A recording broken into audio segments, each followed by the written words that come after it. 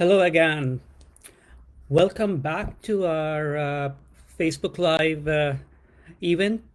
This time it is indeed special. This is our Christmas special. First of all, happy Christmas from everyone at the Skive team. We are Skive. We build machines that feel. We have offices here in San Francisco, Seattle, and London. And today, in this special Christmas session, we'll talk about AI and Christmas, and we'll answer questions that are in the intersection of AI and Christmas. I would first like to thank our elves in the team who have helped to both aggregate some of the questions that you've sent in the past and find answers to some of them. So our super cool elf team is Renee, Olivia, Deepthi, and Aranish. Okay, with that, let's start the questions.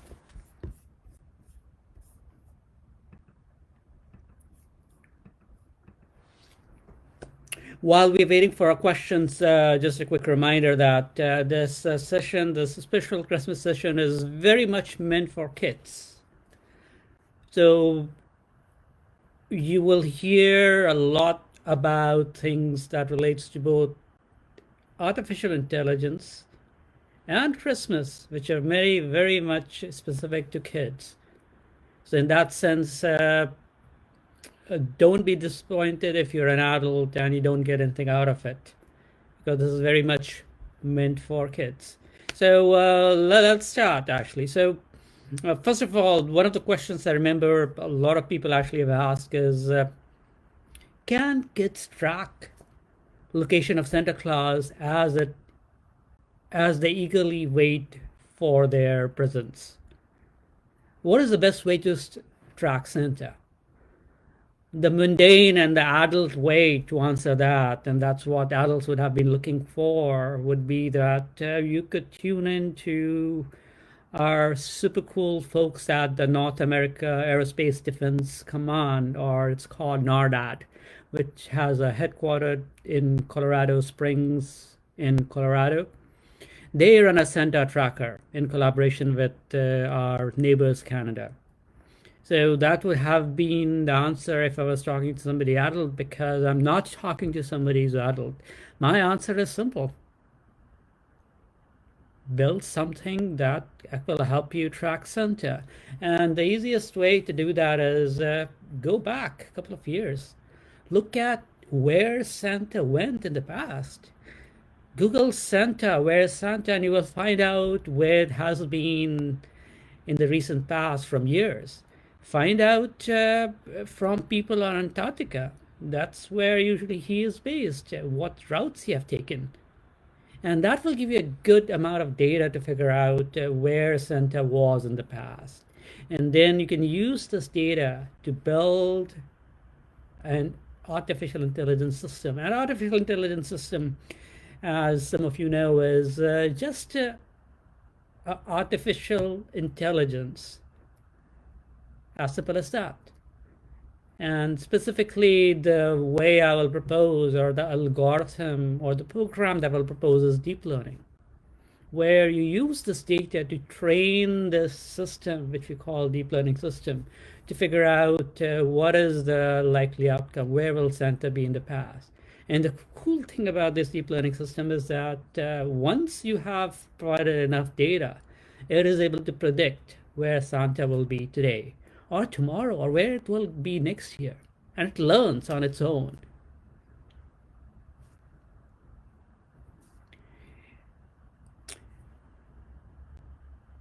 And if you want to know more about it, and if you want to learn more about it, I will highly recommend taking a course in artificial intelligence. There's tons of that, both online and in some of the universities like Berkeley, MIT, and Stanford. Our second question is,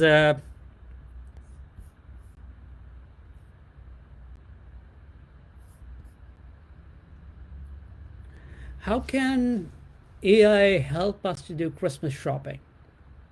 And yes, it's still not late to do Christmas shopping.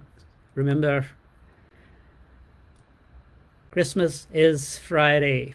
So you still have time, and in this world of Insta, where you could get your food in 30 minutes, where you can get your gifts ordered on Amazon or on Walmart in less than a day, it's never too late. One of our else proposed an answer which was very interesting, and I believe that's also the right answer as well, which is AI can help by building suggestions and ranking for the gifts and the items you have received in the past or that you have bought.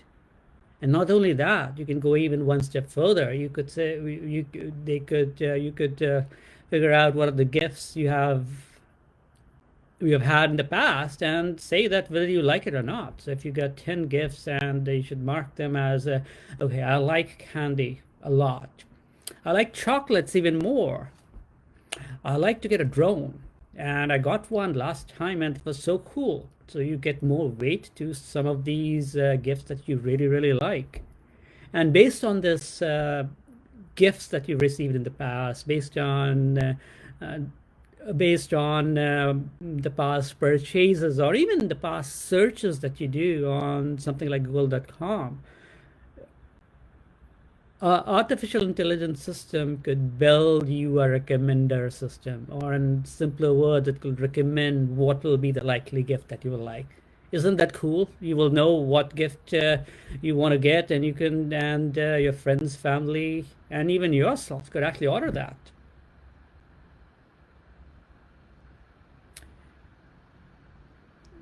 Not to spoil the fun, but if you have been shopping on some of these e-commerce platforms like Amazon or Walmart.com, and there's many more, they actually do have these recommender system already in build that's based on your shopping history. Okay, with this, and this is the second question. And just to summarize, recommender system using AI to figure out what gift you will like. Our next question is,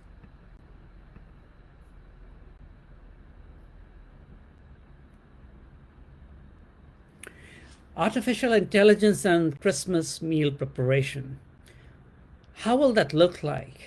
And I will actually expand this question into how will it look like on Friday or on Thursday, depending on which geography you are in and when you actually celebrate Christmas Eve. And how will it look like in 5 to 10 years? So let's start with how it'll look like this Friday or this Thursday. My instinct is there'll be a little bit less cooking this time because of some of the restrictions that we have in place.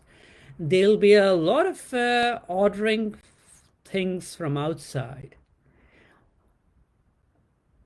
They will also, I hope, and I really hope that they should not be really big gatherings where you have a lots and lots of friends, but should be confined to people who have already been living with you there in that house. And that's also what recommended as well. What that means is that for the meal preparation this year, you'll be using AI a little bit more compared to what it was last time. I could imagine you doing a Zoom conference, or you doing some sort of chatting through Facebook Live in that sense, while eating the dinner in one room, some people virtually, some people not virtual. You'll be obviously using artificial intelligence to order some of the things. You may be looking at Google to search for recipes that you can build using whatever supplies that you have. For example, we recently found out last weekend that there's a new strain of COVID-19. It's that is much more easily transmittable, and UK was secluded from rest of the world for at least 2 to 3 days. the supplies on food may be affected because of that. So what that means is you've got to be creative in the dishes that you use, or that the dishes that you prepare with your friends and family. And that will mean that you will be using and going online much more often to come up with interesting recipes. And that's where artificial intelligence could work. When I say artificial intelligence here, a recipe is one piece, but getting it to you through a search engine, through some of the platforms or Zoom video calls, I'm sure there is some sort of artificial intelligence or machine learning running on the back to control the quality of the video feed that's coming into you. So this year around, there'll be much more AI in your dishes. In 5 to 10 years, I believe some of the manual work that you do to cook a dish would be taken off by robots driven by artificial intelligence and machine learning, where you will have these robotic cooks, which you can have in every home, just like we have seen some of these prototype coffee machines operated by robots, or we have seen your fast food being prepared by robots in few shops around the world. But this will be a common thing where you will have these robotics arms that where you program them to say, oh, build me a sandwich, or build me pasta. And voila, that arm will do everything for you. It will order the food for you. If it's not there, it will go in the fridge, take the raw material and cook the food for you without you doing anything. While you can watch your Netflix. And that's what I believe what AI would be in the next 5 to 10 years, and your Christmas would be much more enjoyable because now you don't even have to worry about cooking. Your robot will do the cooking for you. For some it will be boring, but for some it will be absolutely fabulous, especially if you ask me, because I'm a really bad cook, by the way. Okay, our next question is traveling during Christmas with AI in a pandemic. Can AI be my companion and sing me a Christmas song before I see my family? Absolutely. And this answer I got help from one of our other elves, Deepti. So the consensus was that the easiest way would be to scream on top of your voice, "Hey Siri," and there we go. If you talk loud, you will be able to get Siri, which was the case me. I just shouted Siri and voila, Siri was there to help me. Or Alexa, or your Google Assistant. And what you want to do is simple. Ask them to sing you a song. Ask them to sing you your favorite song. And voila, you will be able to have those Christmas carols before you actually meet your friends and family. That's one way. And all you need to do is shout very, very loud, because with Alexa, Google, and Siri becoming so much popular, they have close to 70% of the market share in these three, and the rest is about 30%. Google Assistant, I believe, is about 40% of the overall market share, and then the second is Alexa, and then the Siri. The good thing about these assistants is that because there's so many there, it's very easy to activate them. And that's where I will actually tell you a secret. Most of the people in homes or in shops will not disable the universal speaking feature in some of these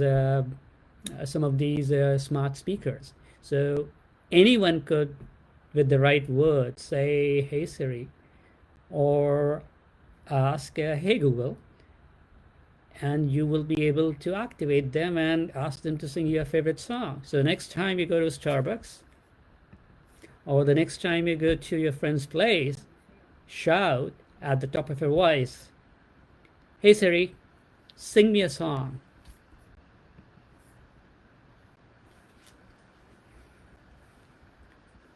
The other option is you could go on to Netflix and see your favorite movies. And that you can do on your phone, on your laptop, while you are in a flight or in the airport or traveling. So you have pretty much everything to entertain you before you meet your family this weekend. Although I will highly recommend not traveling because of COVID-19. Celebrate Christmas with your friends in your apartment, wherever you are.